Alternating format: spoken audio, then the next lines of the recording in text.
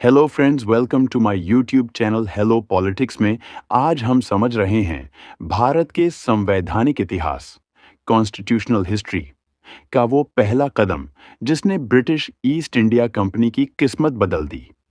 हम बात कर रहे हैं रेगुलेटिंग एक्ट ऑफ 1773 की। इस वीडियो में हम देखेंगे कि कैसे लंदन में बैठे लोग इंडिया को कंट्रोल करने की कोशिश कर रहे थे। तो चलिए शुरू करते हैं। The Regulating Act of 1773 was the first step taken by the British government to control and regulate the affairs of the East India Company in India.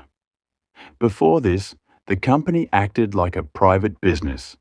But after this act, the British Parliament started interfering in its administration. It laid the foundations of central administration in India.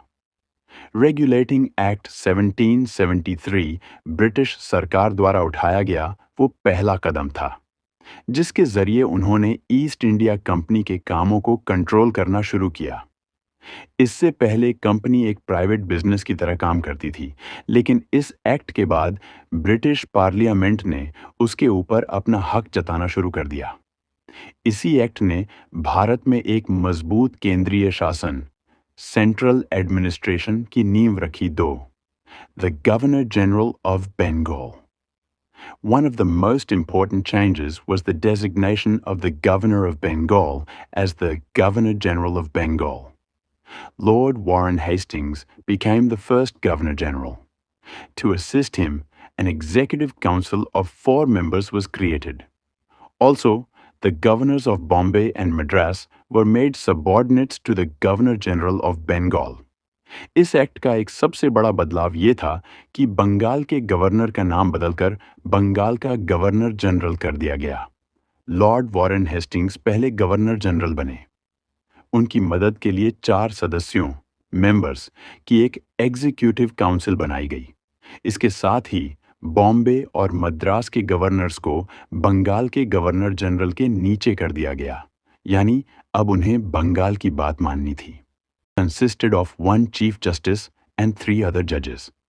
This was a major step to bring a formal judicial system to India, although it initially dealt mostly with cases involving British subjects and the company. इस act के तहत 1774 में कलकत्ता में एक supreme court की स्थापना की गई। इस कोर्ट में एक चीफ जस्टिस और 3 अन्य जज होते थे। भारत में एक फॉर्मल कानूनी व्यवस्था जुडिशल सिस्टम लाने की दिशा में ये एक बहुत बड़ा कदम था। हालांकि शुरुआत में ये ज्यादातर ब्रिटिश लोगों और कंपनी से जुड़े मामलों की सुनवाई करता था। 4. Controlling corruption to stop corruption.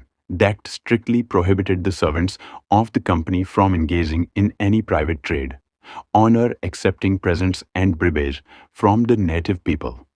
The British government wanted to ensure that the company's officials worked for the benefit of the British Crown rather than filling their own pockets. भ्रष्टाचार, करप्शन को रोकने के लिए इस एक्ट ने company के कर्मचारियों पर सख्ती लगाई।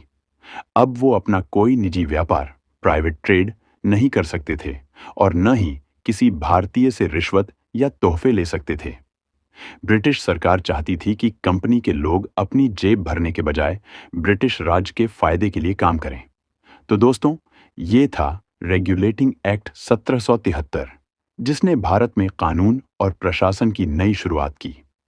अगर आपको ये सिंपल एक्सप्लेनेशन पसंद आया हो तो वीडियो को लाइक करें और हेलो पॉलिटिक्स को सब्सक्राइब करना न भूलें। अगले वीडियो में हम बात करेंगे पिट्स इंडिया एक्ट की। मिलते हैं अगले वीडियो में।